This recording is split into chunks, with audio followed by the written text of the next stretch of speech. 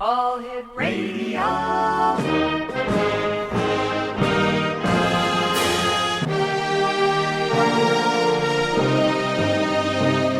Welcome to the X Zone, a place where fact is fiction and fiction is reality. Now, here's your host, Rob McConnell.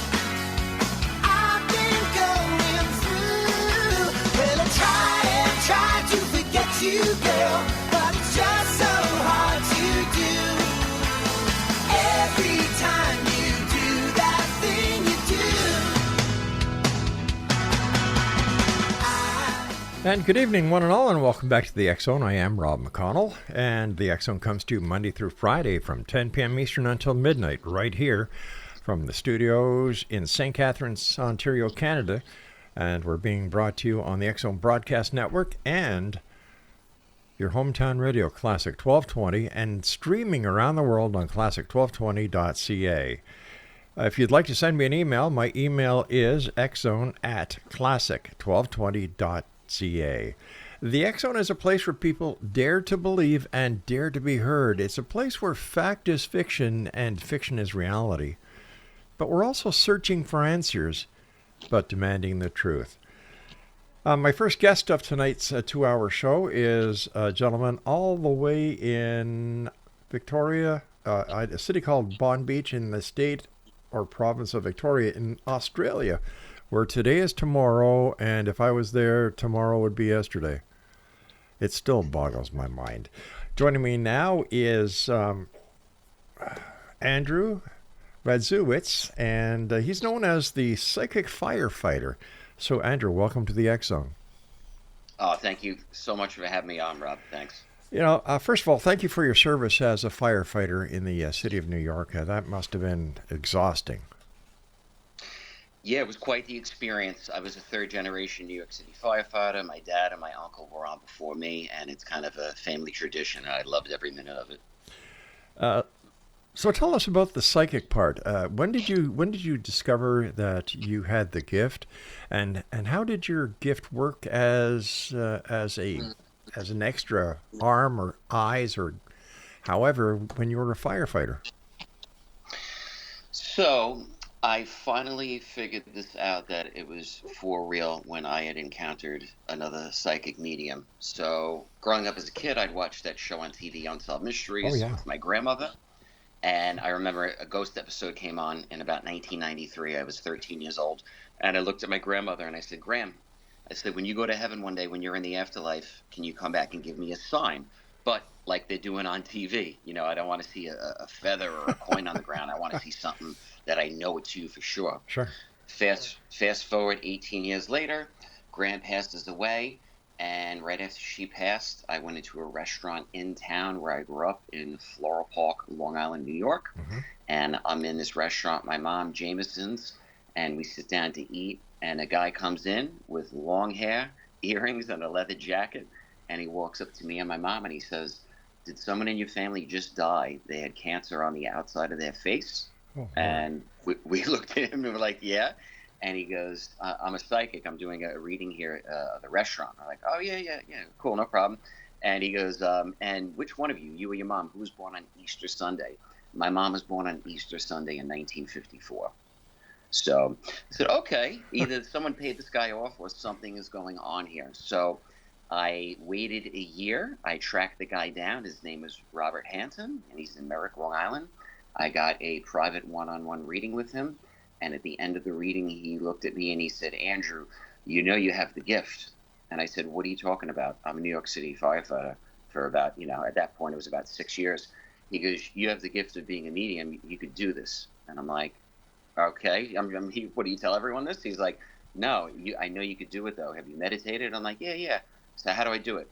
So I went to his studio the next weekend to a psych development class with about 20 other people. Mm-hmm. I sat and meditated for a few minutes, and I sat across from a lady, and he goes, okay, tell her what you're seeing. And all of a sudden, boom, I started to see black and white images above this young lady very fast, like an old Charlie Chaplin film happening. And I saw a car going down the block in reverse. The car hit the tree, and someone's left leg was cut off, and there was a V above the person's head. I said, who's the V? A Vinny, a Vince, or who's got the V name? And the young lady looked at me, and she goes, that's my Uncle Vinny. That happened to him. Holy So cow. at that moment, I knew that something was going on. So how did it feel knowing that you had the gift and that you were able to do things that a lot of people really either can't do or refuse to believe they can do? Well, for me personally, after my grandmother passed away, I spoke to a priest, I spoke to a therapist, I talked to every relative I knew, and no one could give me the answer that I was demanding, which was, is my grandmother okay? I need to know for sure. I don't want to read a Bible or read a book to find out that, okay, maybe she's okay. We're not really sure. We just need faith.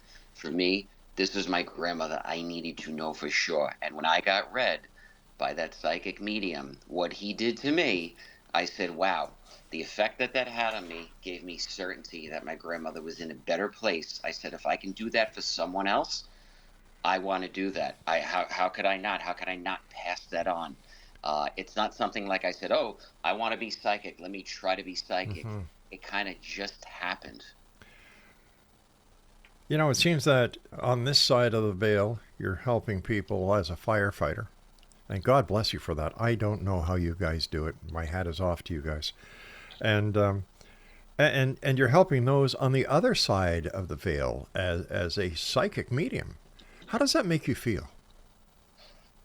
Well, it's incredible. It comes with a great responsibility. And once again, I say that this type of work is for anyone, but it's not for everyone, meaning it's like being a carpenter or doing something for a living. Mm-hmm. Yeah, you might be able to figure it out, but do you really want to do it? Is it a passion? Is it a calling? For me, this is a calling. I would go to the firehouse, work my 24-hour shifts, and then in my days off, guys from the firehouse, friends of friends, people's relatives, they would contact me, and I would go and I'd sit with them for hours just doing readings with them. Not for any money, nothing like that, and just sitting, because I was in this for the healing side of this, for the healing component, because like I said, I knew what that did for me. And the FDNY as a firefighter is a very prideful job. It's not about the money. It's about doing the next right thing. And that's what I took into being a medium. I have that same concepts. What was it like the first time you actually read for someone that you didn't know and you were able to make that connection that made them feel so good?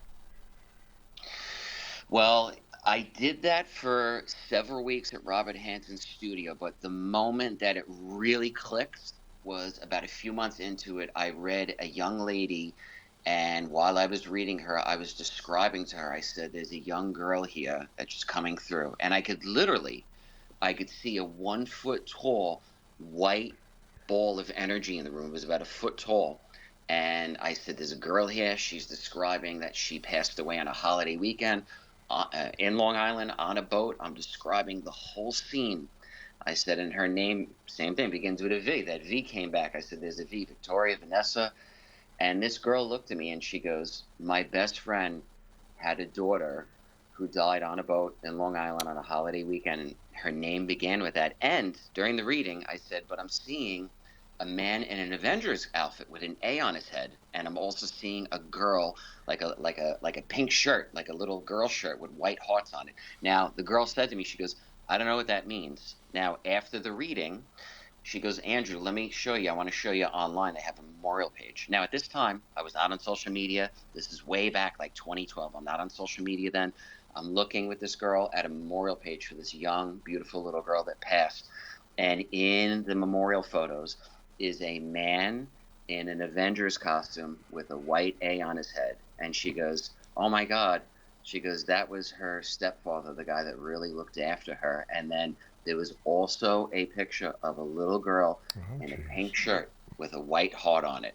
And that just blew me away because I had no prior knowledge of any of this. But to see some proof, when you meet people and you do a reading, you're basing off of what they're telling you as the truth. Hopefully they're being honest. Sure. You have no way to find out. You know, how do you really know? For me, this is 100% validation after that. Wow, this is for real, and I'm really affecting this person, and I'm really doing some good here. It was amazing. We're queuing up for a commercial here in about a minute and a half, but I'd like to ask you, what's the minimum age that you would consider doing a reading for a person or doing a connection with the other side? Yeah. So I always say to people, I prefer adults, 18 and up, but I've had relatives that were, teenagers coming to me. I prefer to have a relative there with them, just in case anything really sensitive comes, at least the parents there to relay that. But, I've had people of all ages come to me asking things that just yet, if something's coming through, I want a guardian there to help the person process it. Just like anyone getting a reading, when someone comes once for a reading, it's a lot to take in, even for an adult. So that's got to be a lot to take in for a teenager. Unreal. And how long do your readings take, Andrew? I do 1 hour. It's 1 hour long at a time. Yeah. You must be exhausted at the end of a day. Yeah, so only a few a day. You don't need to be doing 10 readings a day. That's crazy. Just a few. It's very intense. It can be draining. But I have a very good health regimen. So I wake up early in the morning still. I go to the gym. I exercise. I don't drink. I don't, take any prescription meds, nothing like that. And that really helps with this because you need to be on point all the time. I would imagine so. And you were saying that your uncle and your father were firefighters before. So what do they think about Andrew now being the psychic as well as the medium, as well as being a contact with ETs? So, yeah, when I came forward and all this came out, I ended up in the New York Post in 2018. Yeah. They just happened to write an article about me. So the cat was out of the bag. Everyone knew already. And they were just like, well, yeah, that's him. You're doing something good. You're not hurting anyone. That was really the motto of my firefighting family and the FDNY in general. Because when I ended up in the newspaper, the FDNY found out about it, and they officially wrote to me and they said, we have no issue with what you're doing. You're helping people. There's nothing wrong with it. That's fantastic. Andrew, please stand by. You and I have to take our first break. And Exonation, Andrew RADZIEWICZ is our special guest this hour. He's known as the Psychic Firefighter. His website is thepsychicfirefighter.com. And we'll be back on the other side of the short break as the X-Zone continues with yours truly, Rob McConnell, from our Broadcast Center studios in St. Catharines, Ontario, Canada, on the X-Zone Broadcast Network and your hometown radio, Classic 1220, streaming around the world on classic1220.ca. Don't go away.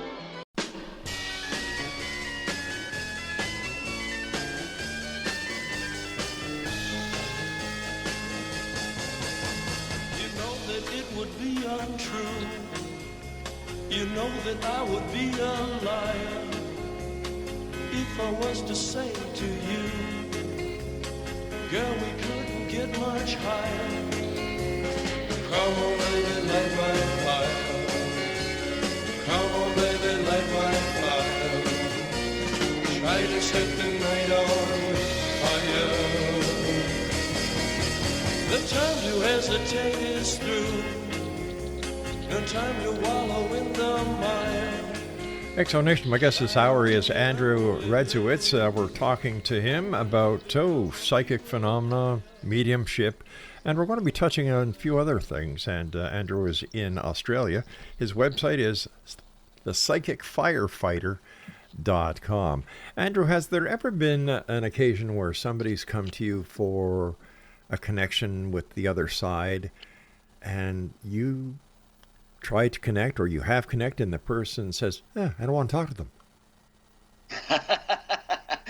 Oh, yeah, of course. So, yeah, I have come across that quite a few times. People will come to me, and I always explain first, who's ever there is there. Whoever's going to come through, whatever information is there, it just is what it is. And then, for example, oh, I don't want to speak to Aunt Mary. She's there, next one. And I'm like, this isn't a collect call.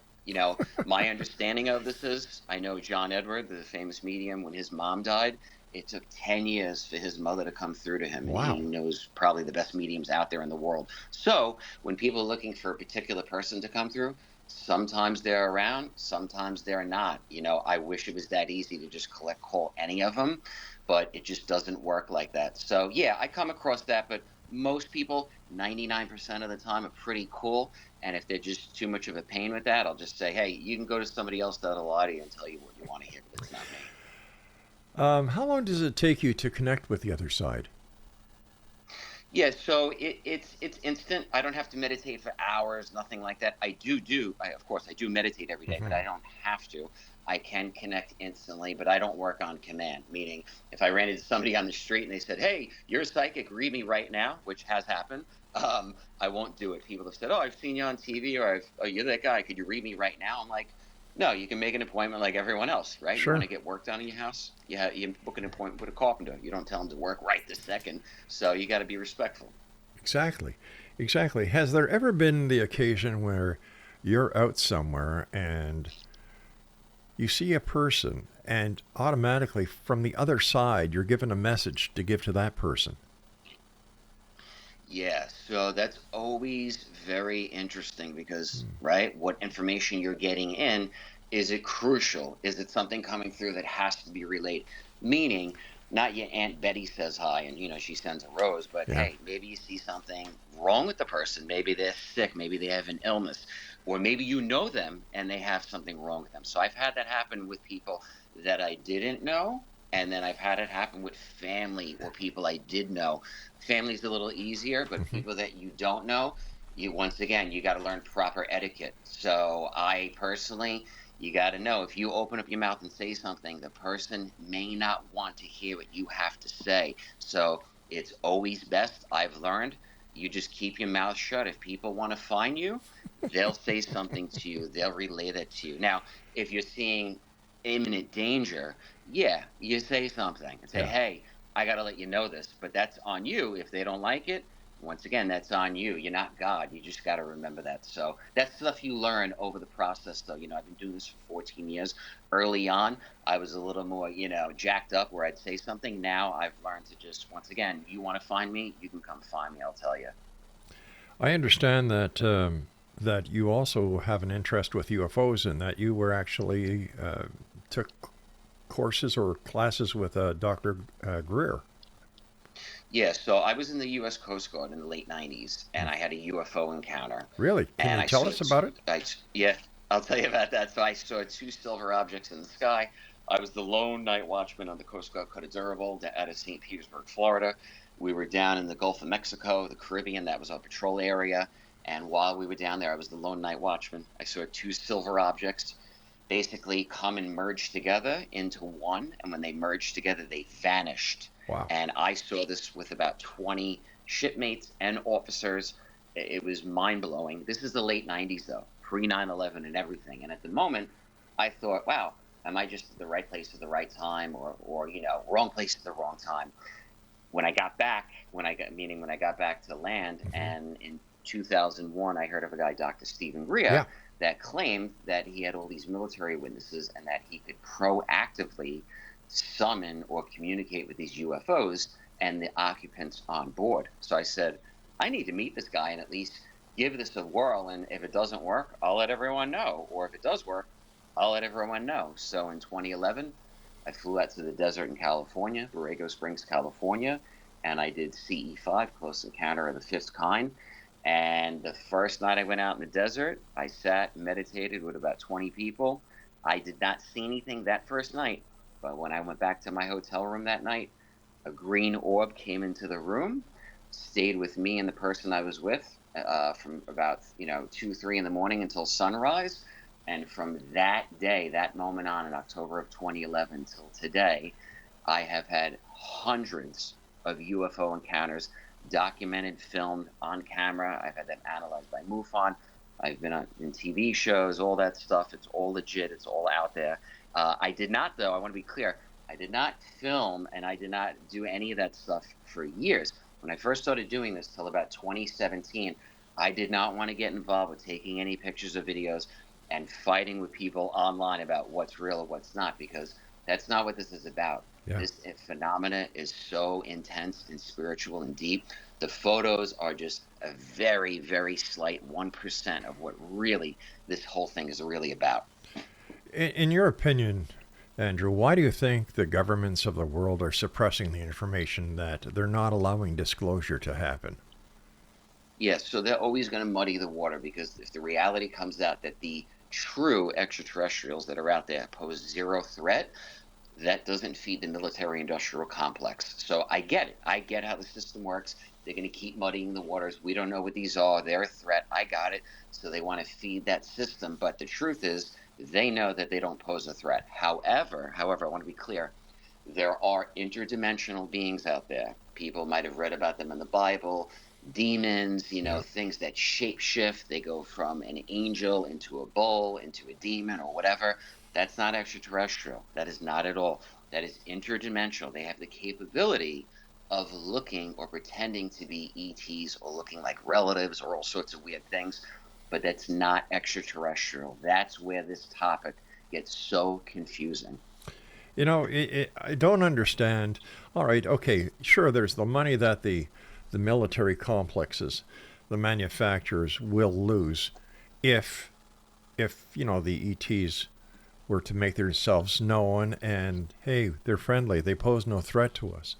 That's great. Maybe we could use their way of thinking to bring peace to this planet, to clear up all the pollution, to just to make this a better place to live.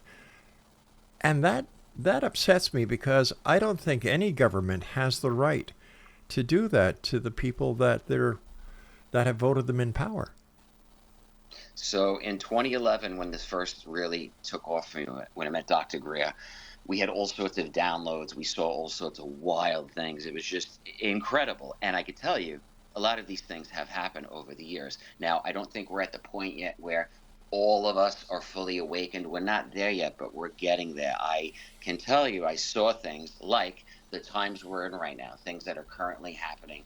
I had psychically seen things like this happening over the years, and I knew that right now we're at a crucial point, this crucial divide, where now you have people on the inside of the government that want to do right. How do I know this?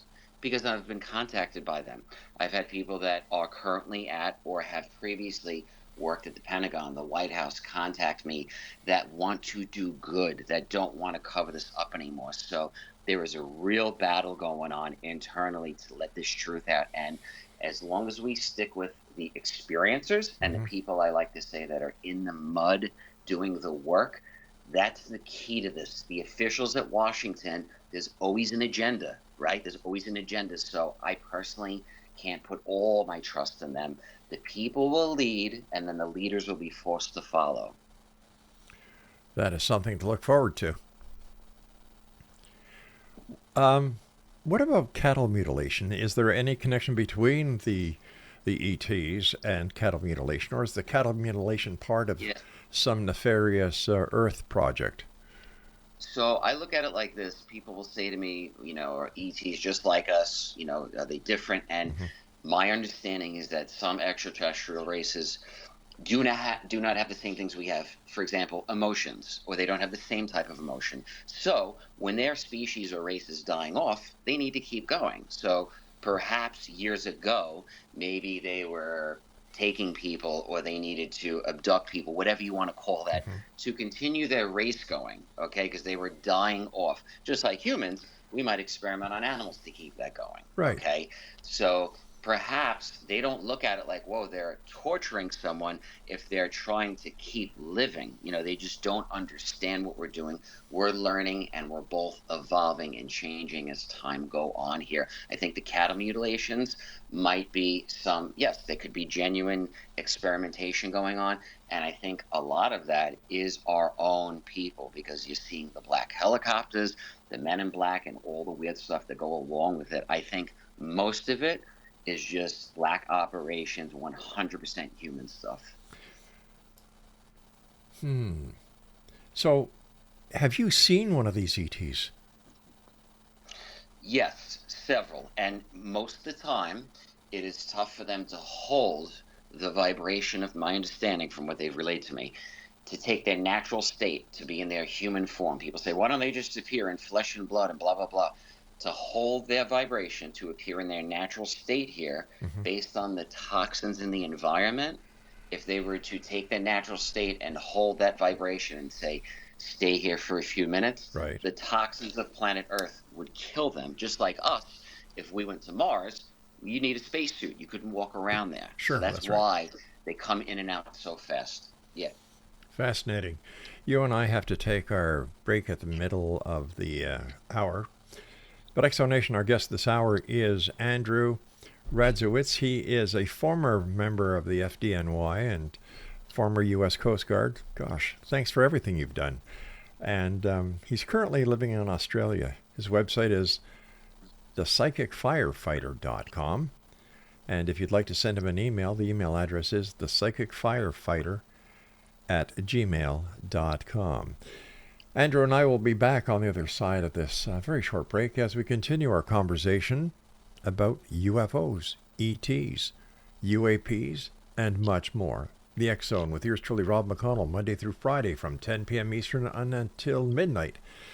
Oh gosh, right here from our broadcast center and studios in St. Catharines, Ontario, Canada, on the X Zone Broadcast Network and on your hometown radio, Classic 1220, streaming at classic1220.ca.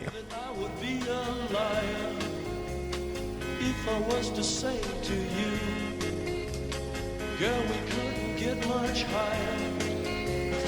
Come on, baby, light my fire. Come on, baby, light my fire. Try to set me.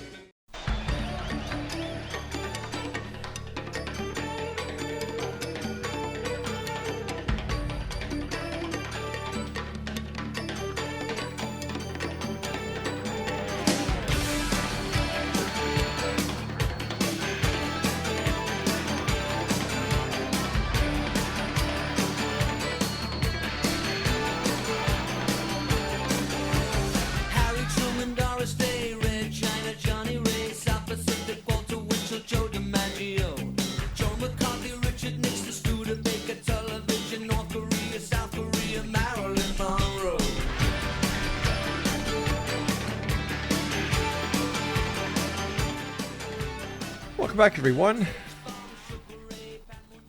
Psychic phenomenon, mediumship, UFO encounters, are they all connected? Well, there is one person, and he is our guest this hour. His name is Andrew RADZIEWICZ, who lives in Australia, a former member of the United States Coast Guard and a former member of the FDNY, who has all three so far, and I'm sure there's much more. And Andrew, you were telling us about this green orb that went into your hotel room. It was for a number of hours, was it? Yeah, so for 3 hours, I was seeing this green ball of light. I got up from the bed. I went to the wall to find where it was. My partner was in bed. I'm like, do you see that? And then the thing was gone. And then I sat back down into bed. The ball reappeared and then moved. So it moved up the wall. I'm like, okay, this thing is definitely there. It's not an outside light. It's not a reflection. We were staying in a hotel in the desert in the middle of nowhere. You know, there's no lights on. There's nothing. And then just to confirm it, the next morning when I told Dr. Greer what happened at morning breakfast, from that moment on, we started seeing things during the day, golden balls of light, different colored lights gliding in and out of where we were at night, outside in the desert. And this is just never stops. And it doesn't. So people ask me, you know, how intense is it? Does it happen every day? If I wanted to. So if I go outside and meditate, boom, it'll happen. Sometimes I'll get a feeling, oh, there's a craft outside. I literally will get a feeling now internally that there's something outside, and I'll have my kids grab a camera, who go outside, and bang, there'll be something there. Now, while this orb was in your, or this ball of light, whatever it was in your room, did it try to communicate with you? Yeah, it felt like, this was my first experience like that, with something literally at the end of the bed. Right. So about 7-8 feet away, very close. People like, did you have a camera? At that point, I don't even think I had one. I didn't bring one on the retreat because Greer didn't want people taking cameras that had a flash on them. So I'm just in the room though. And when you have a close encounter, when an object is that close to you, at least the first time it happened, I did not even think about grabbing a camera. I didn't want to scare this thing. I wanted to just stay right there. And it felt like there was a giant craft outside, and it sent a probe into the room, this ball of light, and it was just downloading us, making us feel comfortable. And it felt like it was kind of just checking us out, and vice versa, like saying, it's okay, we mean no harm, we're here, and we'll go away if you want. You know, we're not here to scare you. This is all up to you, how far you want to take this. That's very interesting. They said, we'll go as far as you want to go with this. And I found that very interesting. They did not speak this. This is just what I was receiving telepathically. When you were on night watch on that on the Coast Guard cutter, were you in the Bermuda Triangle by any chance? Interesting. So no, not at that exact moment, but No way. we were down in that area, not far from there, but no, not in that actual area. I had been down there though on a different patrol, but when I saw that object, no, we weren't in the triangle. No way. Since you had done that patrol into the triangle, did you have any weird experiences? So that's the only experience I had in the service, me personally. Now, people will say, did you have any witnesses? Yeah, there were 20 of us there. Some of the guys that I was on the boat with, a lot of them are still in the Coast Guard. That was only, 1999. Some people are still in. And I've spoken to guys recently. We're reconnected on social media. And guys have told me, even after that event, that at different locations they went to across the U.S. and even outside the U.S., they have had close encounters. So guys that are still active, of course, they don't want to come public and talk about it. But I had a buddy just retire, and he said, he's like, man, I'll come on your show and I'll tell everything. So I'm like, that's great, man, because it's so important to get credible witnesses that it's just the beginning of something. When you see something and you keep looking into this, one synchronicity, one sighting after the other, and other just keep happening. The fact that you're a psychic medium, do you think this has anything to do with the number of sightings you've had and the number of contacts you've had? Yeah, so I didn't realize at the moment when I first had an experience, when I first saw a sighting, how much this is going to increase and the volume. But like I said, when I first had that download experience and the orb was in the room and it communicated to me that they will go as far as I want to go with this, well, I took this very far. And it seemed like anytime I was going through something in life, whether it was a death or losing somebody in the family, 9/11 or anything, going through anything personally as a human being or even as a firefighter, I would have more contact. I would get deeper into this. Why? I think it was to help others that are around. So now when people lose people, when I moved to Australia, I became a mortician. I worked in a funeral home here for the first 4 years that I lived here. So I was literally a mortician preparing the dead bodies. Yeah. And I had a ton of experiences as well in a funeral home. So I was able to help people from all walks of life going through all sorts of things involving death. It's all connected. What kind of experiences would you have in a funeral home? So everything from me personally hearing running up and down the hallway to doors opening to my name being called to sitting down with women that I worked at lunch, not telling them any of these stories and them saying to me, oh, Andrew, when you came in this morning, did you hear little Timmy running up and down the hallway? I said, what are you talking about? They said, yeah, there's a kid here. We call him Timmy. He runs up and down the hallway and he jiggles the door handle. And I'm like, oh, what do you mean? They're like, yeah, we prepared him. He passed away. We did his funeral. And ever after, something just runs up and down the hallway, very childish. You'll hear giggling and you'll hear your name being called. And we had a couple come in, a husband and wife come in. They were preparing a funeral. We were walking in the back room to show them the coffins. Mm-hmm. And me and a coworker saw a person, a man in a suit, walk through the coffin room. And we looked at each other like, did you see that? We walked into the coffin room. Now, the person we saw walk through the room, there's no door on the other side of the room. So basically, the person we saw, whatever it was, walked through a wall to get out of the room. So it was not human. It was some sort of entity or ghost or something. And I know I'm not crazy. I've seen this with another coworker and people that worked in my funeral home for 20, 30 years, and even priests, Greek Orthodox priests, have told me paranormal stories in churches and in funeral homes. So the paranormal is everywhere.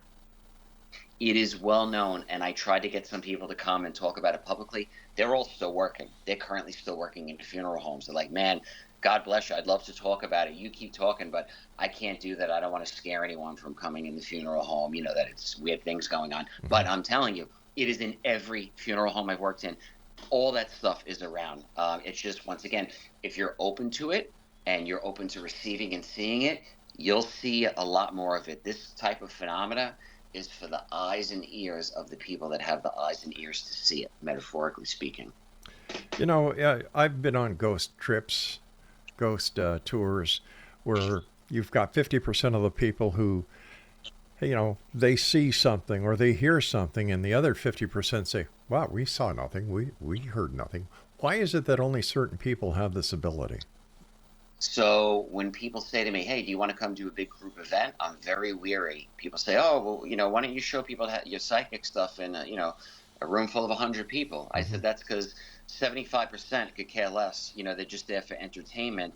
I prefer one-on-one. When I do CE5, it's outside of my backyard with my family or a close friend or somebody I trust that I know wants to have the same outcome as me. Because when you get people that don't care or just whatever, you're going to get whatever in return. Now, if you can somehow get a group of 20 people like I did on that first CE5 retreat that will all in, that all had that same positive, awesome mindset, you will have a life-changing experience. But too many personalities, too many energies, you got to be really careful, because when you open yourself up like that in a meditation, you're opening up. If you have people in the room that aren't well or they're not in a good space, you could also take on some of what they have, and you don't want to bring that stuff home. Then you start having ghosts and all sorts of things in your house. You got to be really careful who you do this stuff with. You know, if you go to these places and you open yourself up in meditation, you know, I wouldn't imagine it's just the people in the audience that you have to worry about, because if you're no one on the other side, I'm sure that negative entities are just waiting for the opportunity of getting right in there. Yeah, so one of my best friends here, he's a reverend. So if I was doing anything like that or anything ghost related, that'd be the guy I'd have with me. Number one, I don't mess around, whatever it is. It's always good to have solid people with a solid foundation. And it's interesting. I know that people that have had hauntings or those experiences or even abductions, that they've said, in the name of our Lord and Savior Jesus Christ, I command you to leave. They've done that. They've actually, it has been effective. So when I hear that, once again, that to me sounds interdimensional, some sort of demon or entity that is scared of Christ. A extraterrestrial evolved being, the communication I've had, they would love Jesus. They would love God. They would not be afraid or return. So once again, they wouldn't be torturing or poking or prodding you. That sounds interdimensional. So how can someone listening tonight know if Joe Blow down at the street at the psychic fair, who claims to know everything about UFOs, is telling the people there, you know, like the aliens are reptilians, they're from another dimension, they're here to take over the planet? How can they tell between a legitimate person like yourself, as well as how do they weed out the wackos, for a lack of better words? Yeah, so it's interesting because you also get people that have had genuine experiences, good ones, and then they will have an abduction experience or something really messed up. And I know some of these people, and they're good people. And once again, that kind of sounds like some MILABs, so some military and you know, industrial type laboratory stuff that is out there to confuse you. Like anything, what is the message being relayed? What's going on? What are they trying to tell you? What are they communicating with you? Are they telling you about some crazy doomsday event that's putting fear in you? So my loved ones, meaning my relatives that are on the other side, I've communicated with them in spirit. I've seen UFOs around. I've had spirit communication with them as well. It's been positive. It's been enlightening. If the message is negative or scary, or the doomsday never comes, these events they're telling you never end up happening, they tell you to tell everyone to prepare for this doomsday event, it doesn't happen, once again, that to me sounds like a lot of disinfo. There's an agenda there with the ETs. Like they've told me, we'll take this as far as you want or not. You can tell us to go away, we'll leave, we'll never come back. So, Andrew, stand by. We've got to take our final break for the segment. And Exonation, if you'd like to contact Andrew, his website is www.thepsychicfirefighter.com. Andrew and I will be back as we wrap up this hour, this first hour. Yeah, that's right. This is the first hour, Craig, of the X-Zone. More questions than answers all the time. I'll be back on the other side. Don't go away.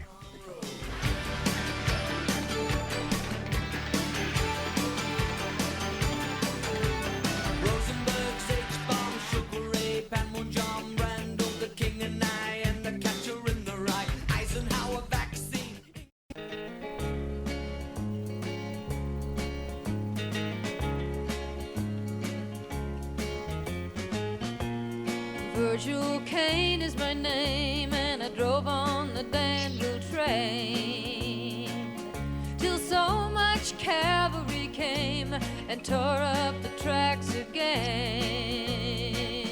In the winter of '65, we were hungry, just barely alive. I took the train to Richmond that fell. It was a time I remember oh so well.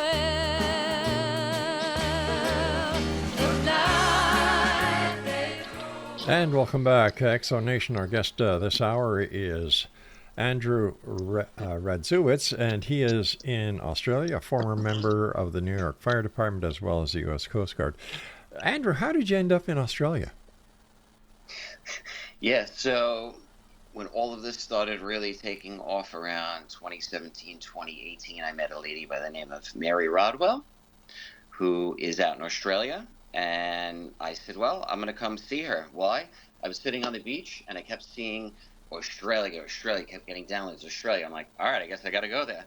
So I hopped in a plane, came out here, and then I met my wife-to-be. And then we started dating long distance, got married, had a daughter, and I just stayed here after speaking at a consciousness conference here. Fascinating and wonderful story. Where do you think the ET phenomena disclosure will actually happen? Wow. So I think it's going to take more people coming forward, more whistleblowers. You know, I've spoken to people on both sides of the coin, and having contactees come out, share their stories, speak with the scientific community. Myself personally, I spoke with Dr. Gary Nolan at Stanford University, and he was very helpful along my process with helping to make sense of this. I know they're studying experiencers, and it's good to check in to look at it from a scientific side, that you're not crazy. This is really going on, because people in the mainstream, they'll listen to scientists. You know how it goes, and you need that in this as well. There's got to be a mixture of everything, but experiencers are the key. And I'd say the next 2 years are going to be real crucial. We need to continue to push this subject so it just doesn't get forgotten about. In your opinion, what happened in Roswell, New Mexico in 1947? Yeah, very interesting. I met a lot of people, even witnesses. I believe that something happened with their radar system where two craft collided. I know Dr. Greer told me they were shot down purposely when I met him in 2011, but I believe that something did happen at that event. I believe that there was genuine extraterrestrial craft, and this was happening even before Roswell. There were crashes before them, but that's the big one that we knew about, and it is a huge foundation of where we're at today. With the Tic Tac and the gimbal in the South Pacific off San Diego coast, what do you make of that? Were they new experimental drones that were being used to test the United States Navy, or were they in fact from another place outside of Earth? Yeah, so my experience with all that stuff and being in the military, I think that, me personally, I think that has Lockheed Skunk Works written all over it, because with how it's being relayed and disclosed to everyone, it's too perfect. And it's not like that. It doesn't work like that. I'm more interested in the people that were there that experienced that after. Did they have downloads, telepathy? Did they have other experiences? Because usually it's not just a one-time thing. That whole thing is, whether people like it or not, is scripted, because it's all over the news, it's all over mainstream, and it's being relayed. They had to have permission to talk about it, right? They had to have authorization to talk about it. Otherwise, if you don't, you'd end up in the brig. Trust me, I would know. So Something that I found very suspicious about the entire thing was that if there's a UFO that is detected by the aircraft carriers' very sensitive and long-range radar, why would they send up an aircraft, a fighter that isn't armed? That made no sense to me. Yeah, like I said, this whole thing just seems very scripted. When we encountered what we encountered, and this was in 1999, the technology is much more sophisticated. But the first thing we did, we had our gunners man the 25 and 50 cal machine gun, just in case, Sure. because you don't know what you're dealing with. This is not a joke. You're not going to go run, a test experiment or a training exercise, unless that's what it is. But when it's the real thing, this is this is extremely sensitive and serious. I don't see why they would ever reveal that if that was the real thing. That is so sensitive. If that is the real thing, you wouldn't let that out. I don't just personally, it doesn't feel right to me. As a firefighter, I remember reading the article, and in one part of the article, it said that you could actually see ghosts when you were fighting a fire. So yeah, this phenomena saved my life. So I don't really care if people believe it or not. I'm alive today because of it. So are my coworkers. And we were at a fire one night, and basically we show up. I jump off the truck. I could hear my grandmother's voice, and I could see a outline of an apparition, like a purple mist, come in, and I could hear my grandmother's voice basically say, "Andrew, don't go in there." And I'm like, what? I grab my stuff, go to the front of the building, and I'm thinking, how the heck am I going to tell the guys we can't go in? Right. And we just get ordered by the chief, ladder 119, you're going in the top floor. That is not asking, that's a command. Okay, you don't disobey a command. I remember turning around to the guys next to me, especially one of them was a probie. He had the orange probationary firefighter patch on. And I looked at him and the guys, I said, hold on a second, just wait. And they like, what? And literally 30 to 40 seconds later, fire blew out of every window on the top floor, fourth floor we were about to go in. Oh my gosh. So yeah, that's all I know. And it just happened to be somebody was sitting there, someone was buffing the fire, and the news is there. Somebody has this on film. They have the explosion and everything. It just happened to be. Unfortunately, a couple people died in the fire.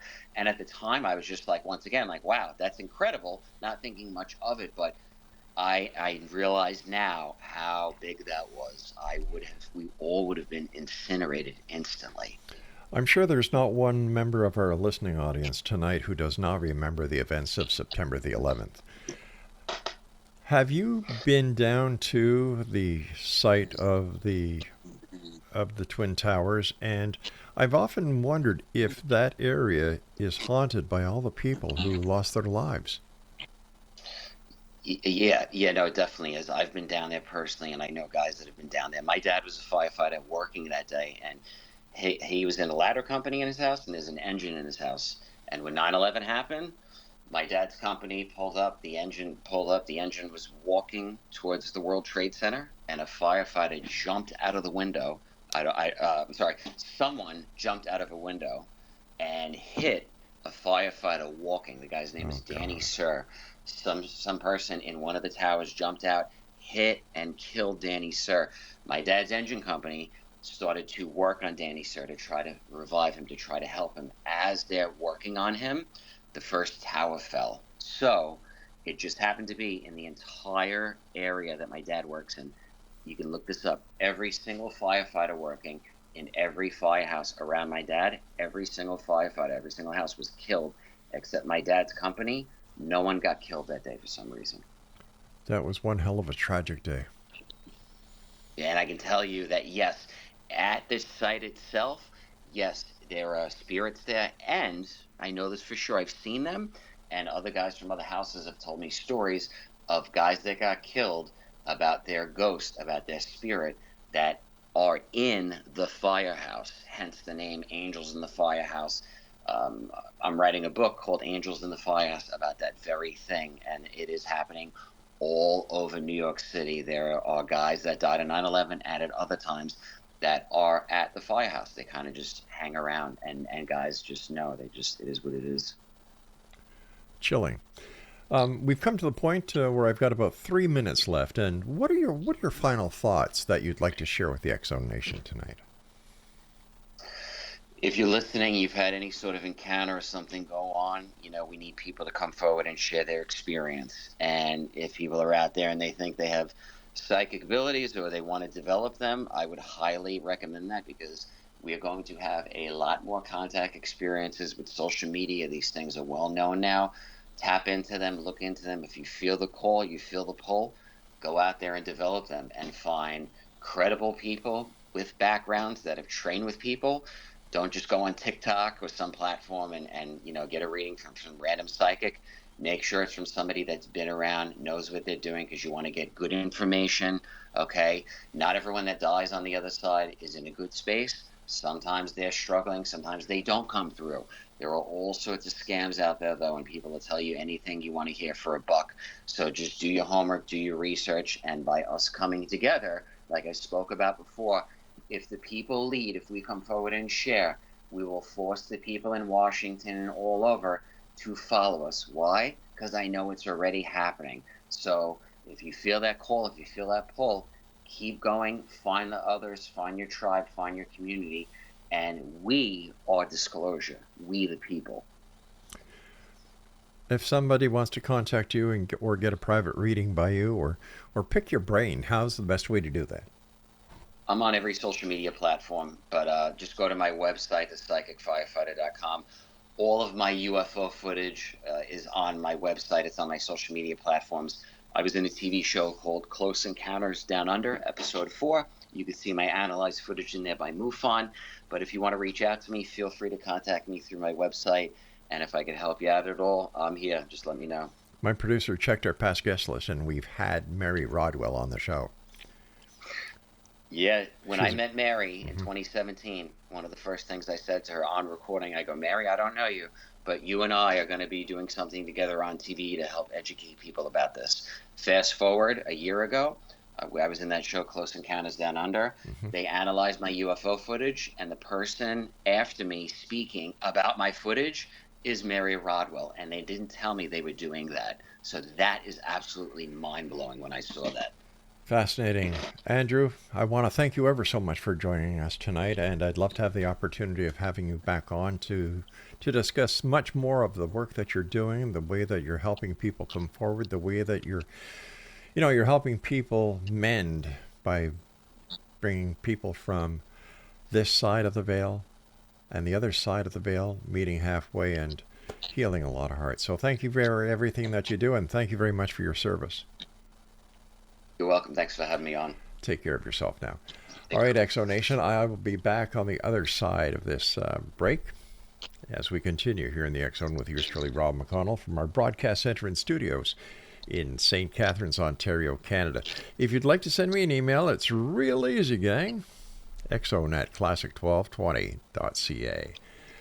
The X Zone, Monday through Friday, 10 p.m. to midnight. And you can also go to the website for the X Zone Broadcast Network, xzbn.net. We have all the shows that we produce there. We have a live feed there.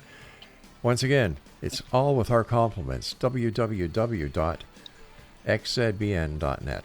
I'll be back on the other side as hour 2 of the X Zone starts right now.